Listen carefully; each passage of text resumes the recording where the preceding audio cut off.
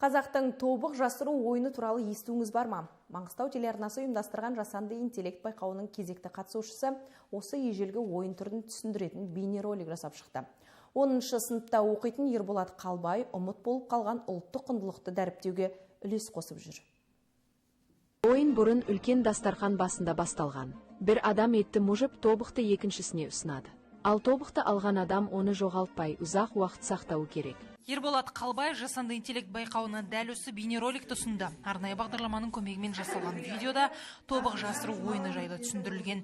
Ертеректе бұл ойын арқылы адамның қаншалықты сертке берік екенін білген. 10-шы сынып оқушысы әзірлеген туындыға басқа балалар да қызыққан. Олар дейтін TikTok, Instagram желілерден ондай видеоларды көп көреді. Сондықтан олар үшін өте қызық. Менен сұрады, бұны қалай жасадың деп.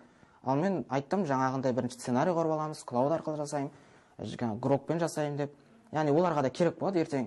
Неше түрлі қазақ әдебиет сабақтары болады ғой, қазақ тілі, қазақ әдебиет, орыс тілі, әдебиет. Сол сабақтардан біздер кейде тапсырмалар береді. Осындай жасанды интеллект бойынша жаңағы бір әдебиет шығармасына осындай видео дайындап беріңдер деп. Соған керек дүние. Жайлап отыр менің ауылым.